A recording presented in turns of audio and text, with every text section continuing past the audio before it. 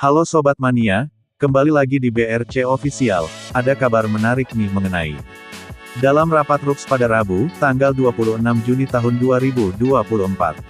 PT LIB menetapkan 8 kuota pemain asing, dan mewajibkan memainkan satu pemain berusia 22 tahun ke bawah.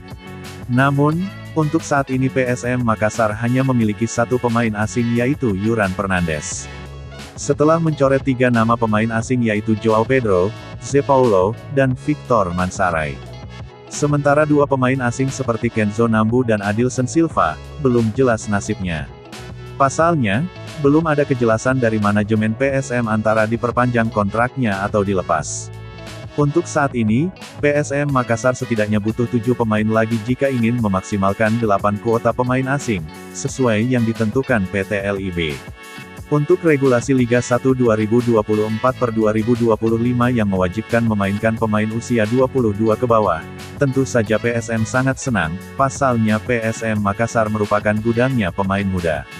Bahkan sebagian dari ramang muda tersebut menjadi langganan Timnas Indonesia. Untuk mengarungi kompetisi musim 2024/2025, pelatih dan manajemen PSM Makassar pun sepakat untuk memainkan pemain muda untuk mengarungi Liga 1. Sejumlah punggawa muda jadi andalan skuad Juku Eja di musim depan, di antaranya 2 langganan Timnas U19, Mufli Hidayat dan Sultan Zaki. Serta M. Rafli Asrul, mantan punggawa Timnas U19 dan Timnas U20 era pelatih Sintayong. Kini, saat gelandang serang PSM Makassar Kenzo Nambu dirumorkan ke Bali United, Rafli Asrul punya kesempatan besar untuk bersinar. Diketahui, Kenzo Nambu menjadi mesin gol dengan torehan 14 golnya.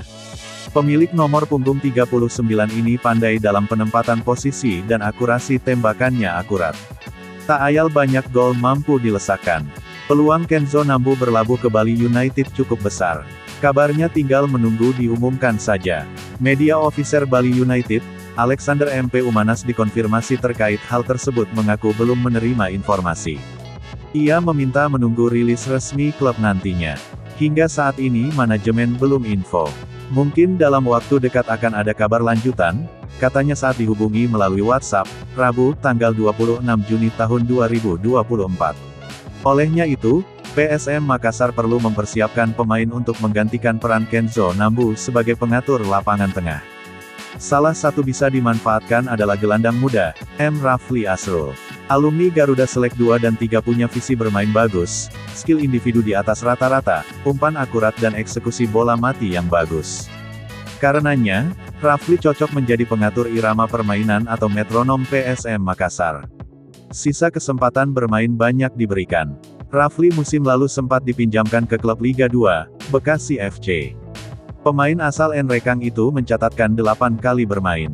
Polesan tangan dingin Bernardo Tavares pun dibutuhkan untuk memaksimalkan tenaga Rafli. Di lain sisi Rafli juga harus menyesuaikan dengan karakter bermain high pressing. Pengamat sepak bola, Asegaf Razak menyebut, PSM Makassar memang butuh pengatur serangan. Selama ini Laskar Pinisi hanya melahirkan gelandang pengangkut air. Ada sebulan waktu persiapan untuk mencari sosok tepat sebagai gelandang pengatur serangan.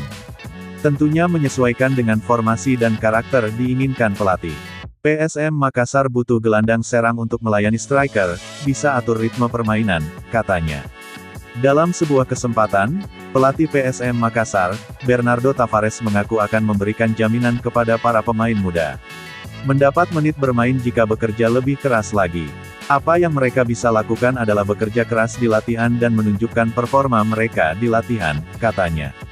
Bernardo Tavares juga memastikan tak ada pemain yang diistimewakan dalam skuad PSM. Semua sama, baik itu senior maupun junior. Sehingga semua memiliki kesempatan yang sama untuk bermain secara reguler. Hanya saja, juru taktik 44 tahun ini menekankan, pemain yang bermain di pertandingan adalah pemain yang bekerja keras di latihan.